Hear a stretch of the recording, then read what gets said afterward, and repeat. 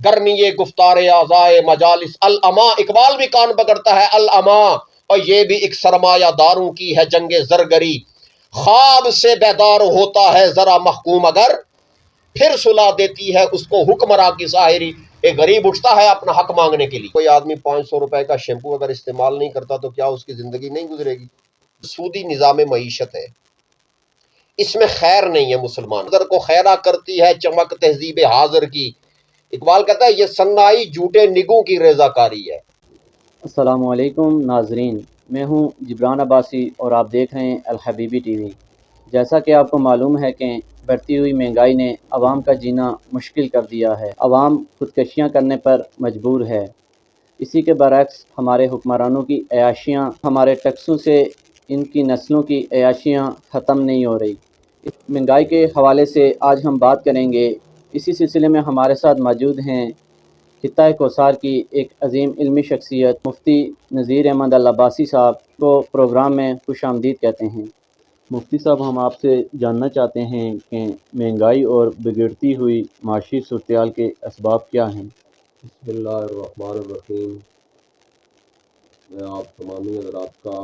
خصوصیت کے ساتھ جو ہے وہ شکر گزار ہوں۔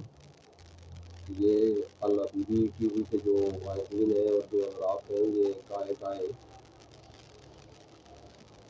اہم ترین ایشوز پر جو قومی سطح کے ایشوز ہوتے ہیں اور ہمارے علاقے کی اور سماجی سطح پہ بھی جو اہم امور ہوتے ہیں اس پر آپ ہماری توجہ مبذول کرواتے ہیں اور ذمہ داران کو بھی اس سلسلے میں باخبر رکھنے کی آپ مخصوص کوشش کرتے ہیں۔ آپ کا شکریہ۔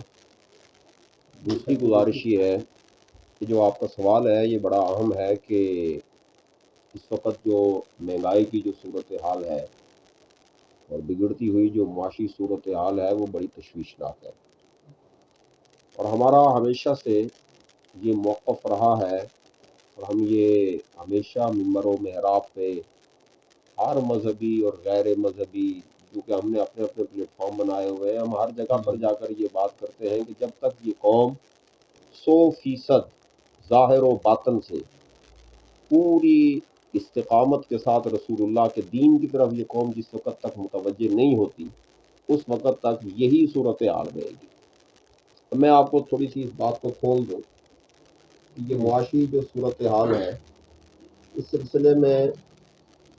اس کے اسباب کیا ہیں، اس پر تو ہم بعد میں گفتگو کریں گے۔ الحبیبی ٹی وی کی وساطت سے میں سب سے پہلے یونین کونسل پھگواڑی کے اور اس پروگرام کو سننے والے جتنے بھی حضرات ہیں، میں سب کی خدمت میں یہ گزارش کرتا ہوں کہ وہ اس مہنگائی کی صورتحال سے نبردآزمہ ہونے کے لیے یہ سب سے پہلا ان کے اوپر فرض یہی عائد ہوتا ہے کہ وہ اپنے اخراجات کے اندر توازن قائم کرے۔ یہ فضول خرچیاں، ٹھیک ہے، اور اس کی بہت سی اقسام جو ہیں وہ ہماری سوسائٹی، ہمارے مارکیٹس کے اندر پیدا ہو چکی ہیں۔ مثلا کوئی آدمی 500 روپے کا شیمپو اگر استعمال نہیں کرتا تو کیا اس کی زندگی نہیں گزرے گی؟ یہ تو ہم نے قوم کی تربیت ہی نہیں کی۔ کوئی آدمی 500 روپے کی کریم جب تک یوز نہ کرے اس وقت تک وہ یہ سمجھے بھائی کہ میرا لائف سٹائل جو ہے وہ ٹھیک نہیں ہے۔ یہ تو ایک غلط تربیت ہے اور ایک غلط ماحول ہے۔ سب سے پہلی بات تو یہ ہے کہ ہمیں اپنے اخراجات کے اندر توازن پیدا کرنے کی ضرورت ہے،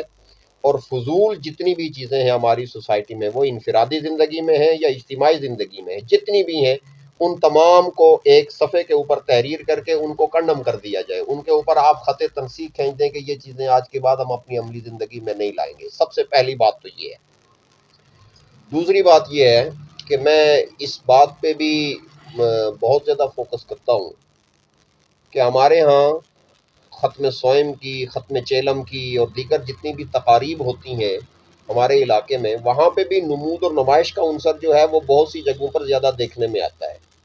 کسی جگہ پہ ہماری ناک آ جاتی ہے، کہیں خاندان برادری کے معاملات سامنے آ جاتے ہیں، کہیں خواتین کے تقاضے سامنے آ جاتے ہیں۔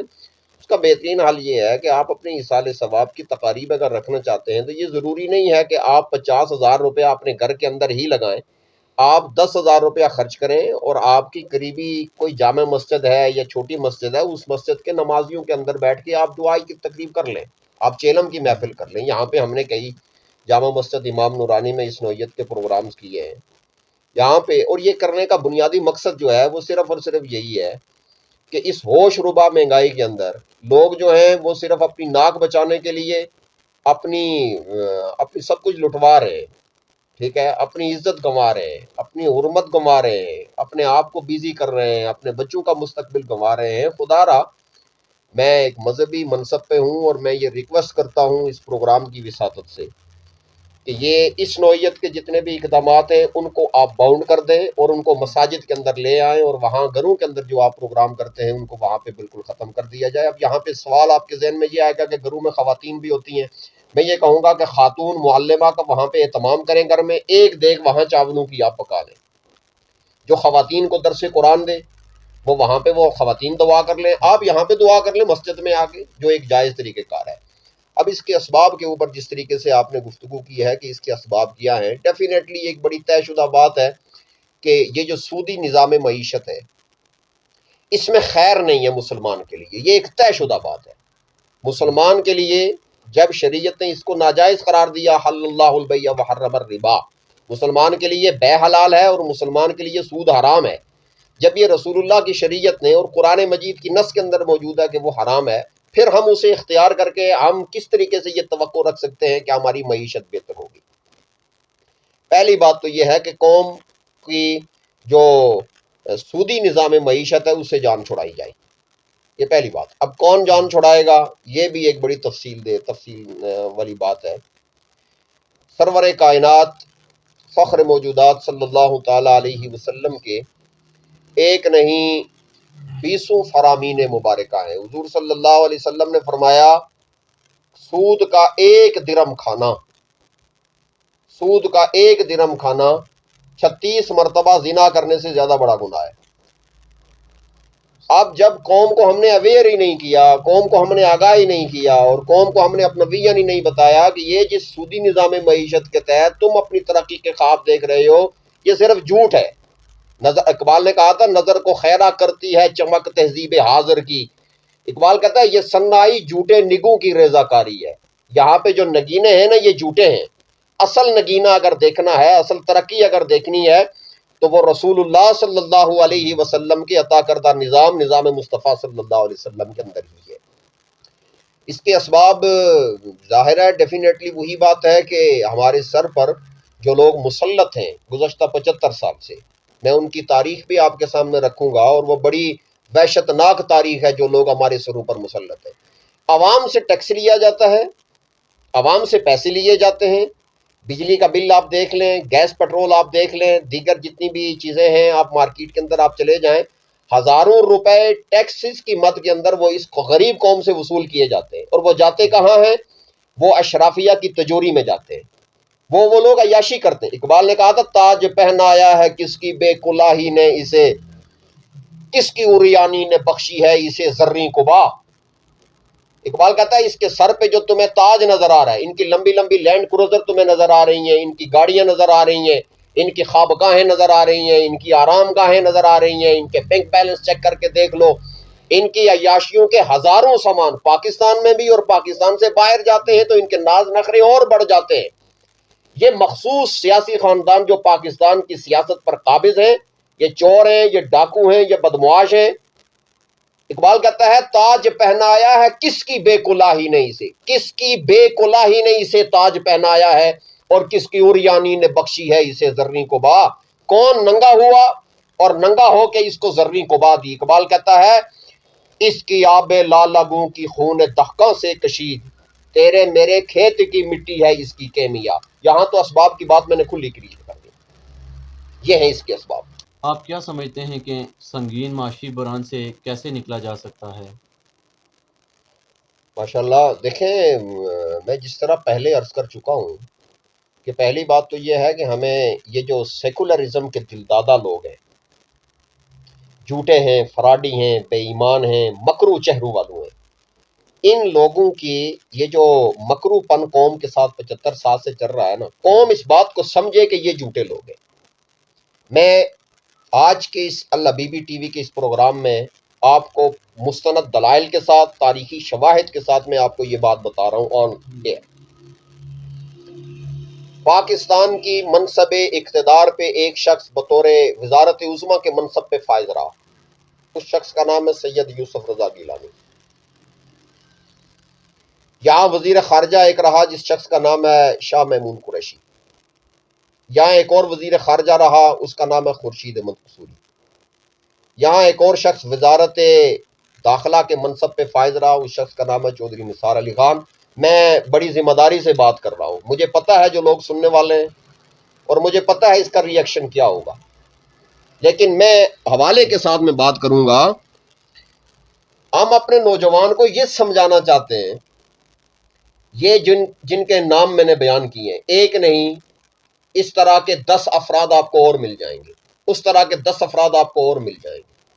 سینکڑوں افراد آپ کو اس وقت پاکستان کی سیاست پر قابض نظر آئیں گے۔ یہ وہ لوگ ہیں جن لوگوں کو 1857 میں انگریز نے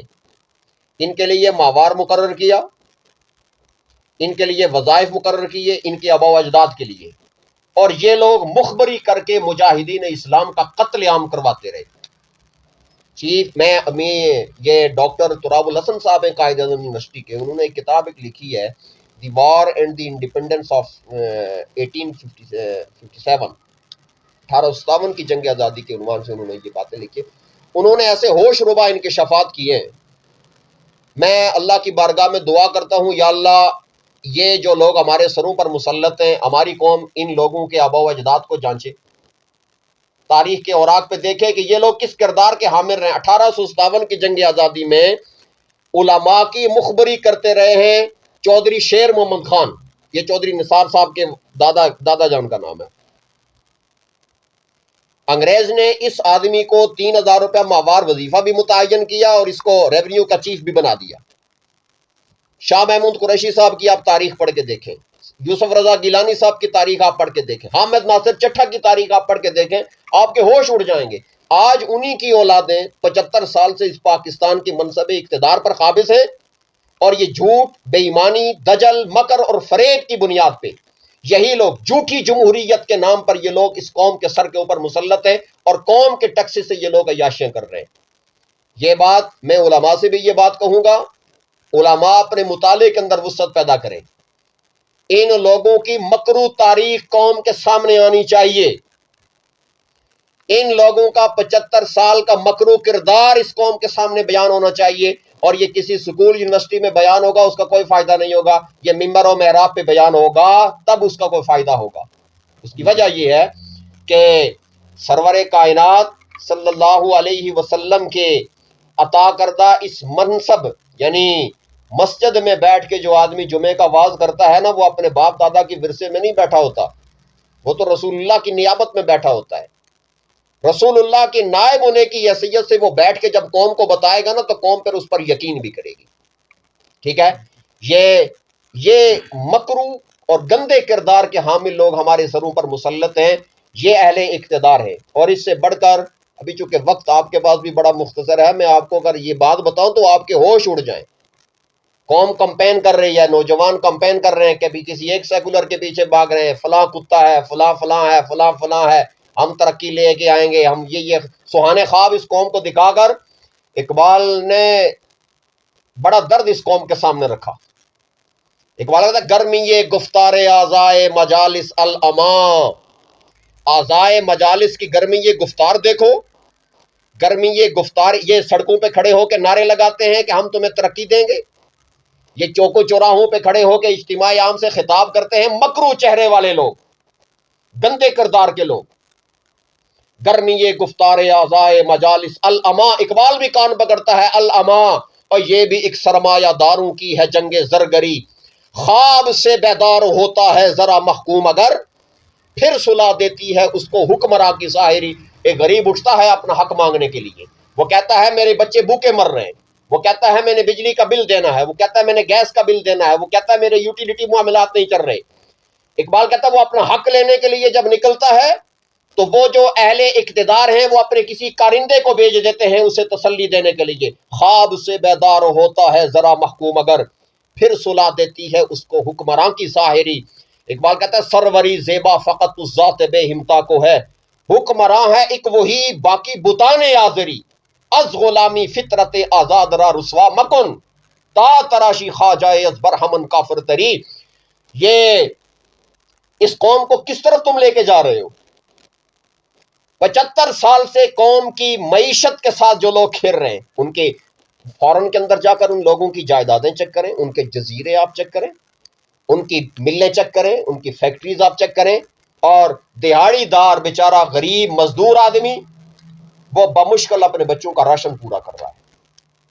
قوم کے پاس صرف ایک ہی ویژن ہے، یہ پاکستان کے اندر سیکولرزم کا دعویٰ کرنے والا یہ معاملہ تو بہت پیچھے رہ گیا، دائیں اور بائیں بازو کی سیاست کا کنسپٹ بھی بہت پیچھے رہ گیا۔ میں ریکویسٹ یہ کروں گا کہ یہ جو وہ لوگ 75 سال سے جو مکرو چہرے اس قوم کے سر پر مسلط ہیں، قوم یہ طے کر لے کہ ان لوگوں کے ساتھ ہم نے کوئی کوپریٹ نہیں کرنا، ان لوگوں کے ساتھ نہیں چلنا۔ معاشی موجودہ ناہمواری سے نکلنے کا صرف ایک یہی راستہ ہے کہ ہم من کل الوجوہ سرور کائنات صلی اللہ علیہ وسلم کے دین کی طرف آ جائیں۔ اور آخر میں ہمارے ناظرین کو اہل اقتدار کے طرز عمل پر کیا پیغام دینا چاہتے ہیں؟ دیکھیں، اہل اقتدار کا جو طرز عمل ہے وہ تو سب کے سامنے یہاں ہے۔ یہ ایک طے شدہ بات ہے کہ یہ جتنے بھی لوگ پاکستان کے منصب اقتدار پر براجمہ ہیں، یہ پاکستان کے ساتھ مخلص نہیں ہیں، یہ بڑی طے شدہ بات ہے، ٹھیک ہے۔ اگر یہ لوگ مخلص ہوتے تو بانیان پاکستان کے جو ورثاء ہیں نا، 1948 میں سنگ بنیاد رکھا گیا تھا جمیعت علماء پاکستان کا، حضور غزالی زمان رحمۃ اللہ تعالی علیہ نے اس جماعت کی بنیاد رکھی تھی تاکہ اہل اقتدار کو وہ رائے راست کی طرف موٹیویٹ کرتے رہے۔ آج تک یہ سلسلہ چل رہا ہے بدستور، ہمیشہ جمیعت علماء پاکستان نے اپوزیشن کا کردار ادا کیا اور یہی کہتی رہی کہ تم لوگ رائے راست کا انتخاب کرو، اور جس راستے کی طرف تم قوم کو لے کے جانا چاہتے ہو وہ غلط ہے۔ یہ ایک طے شدہ بات ہے کہ یہ لوگ پاکستان کے ساتھ مخلص نہیں ہیں۔ میں قوم کو یہ کہنا چاہتا ہوں، میں افراد معاشرہ سے یہ کہنا چاہتا ہوں، میں علماء سے کہنا چاہتا ہوں، میں مشائخ سے یہ بات کہنا چاہتا ہوں، میں ڈاکٹر سے یہ بات کہنا چاہتا ہوں، میں دانشوروں سے یہ بات کہنا چاہتا ہوں، میں معلمین و متعلمین سے کہنا چاہتا ہوں، تاجروں سے کہنا چاہتا ہوں، صحافیوں سے یہ بات کہنا چاہتا ہوں، وہ اپنے اپنے پلیٹ فارم پر یہ اویئر کریں، قوم کو اویئر کریں، آگاہ کریں کہ یہ ظالمانہ نظام اقتدار جو ہے یہ ان کی نسلوں کا خون چوس رہا ہے۔ ایک وقت آئے گا کہ ہم اس ظالمانہ نظام کے خلاف پوری قوت کے ساتھ بغاوت کرنا چاہیں گے تو کچھ نہیں کر سکیں گے، وہ وقت آئے گا۔ اگر ہم اب نہ اٹھے تو وہ وقت آئے گا کہ ہماری آنے والی نسلیں اپنے تعلیمی فیوچر کے لیے اٹھیں گی، اپنے معاشی مستقبل کے لیے اٹھیں گی، اپنی عزت و وقار کی بحالی کے لیے اٹھیں گی، لیکن کچھ نہیں کر سکیں گی۔ ہمیں اٹھنا ہوگا۔ علامہ اقبال نے کہا تھا، آہا جب گلشن کی جمیعت پریشاں ہو گئی، پھول کو باد بہاری کا پیام آیا تو کیا، بجھ گیا وہ شعلہ جو مقصود ہر پروانہ تھا، اب کوئی سودائی یہ سوزے تمام آیا تو کیا، کیس بے پرواہ ہے تو گرم نوا ہو یا نہ ہو، کارواں بے حس ہے آواز درا ہو یا نہ ہو، وائے ناکامی متائے کارواں جاتا رہا اور کارواں کے دل سے احساس زیاں جاتا رہا۔ اہل اقتدار کے حوالے سے میں انہیں تو کچھ نہیں کہتا، میں ان کی جو میں نے تاریخ کا جو میں نے آپ کو حوالہ دیا ہے، میں ہر جگہ پر اس بات کو جا کر ثابت کر سکتا ہوں۔ مجھے کسی کورٹ کچہری میں کوئی اگر بلاتا ہے، کوئی حد کی عزت کے دعویٰ کر کے مجھے بلاتا ہے کسی اور پوائنٹ سے، میں جانے کے لیے تیار ہوں۔ میں ہر جگہ پر جا کر کلیئرنس دوں گا کہ جن لوگوں کا میں نے تذکرہ کیا ان لوگوں کے آباء و اجداد 1857 کی جنگ آزادی میں اور دیگر جنگوں کے اندر انگریز کے وفادار تھے، مجاہدین اسلام اور اسلام کے غدار تھے۔ پاکستان بننے کے بعد، قیام پاکستان کے بعد، وہی قوتیں، وہی عناصر، وہی لوگ جو ہیں وہ امریکن سرپرستی کے اندر وہ پاکستان کی منصب اقتدار پر قابض ہو گئے۔ یہاں کے غریب کچھ نہیں کر سکے۔ میں قوم کو یہ پیغام دینا چاہتا ہوں کہ اسلام کے خلاف اٹھنے والی جتنی بھی سیاسی اور نام نہاد مذہبی قوتیں ہیں جو نظام مصطفیٰ کے اگینسٹ ہیں، جتنی افکار ہیں، جتنے عزائم ہیں، جتنے پلیٹ فارم ہیں، افراد معاشرہ، قوم کا نوجوان ان تمام پلیٹ فارمز کا بائیکاٹ کرے اور وہ عملی طور پر یہ گواہی دے کہ میں نظام مصطفیٰ صلی اللہ علیہ وسلم کا سپاہی ہوں۔ بس یہی ہمارے مسائل کا حل ہے۔ واحد حل۔ موجودہ سنگین صورتحال پر فکر انگیز تبصرہ۔ مفتی صاحب آپ کا بہت شکریہ۔ پاکستان کا مطلب کیا، لا الہ الا اللہ، کون ہمارے رہنما، محمد رسول اللہ۔ اپنے میزبان کو اجازت دیجیے، اللہ حافظ۔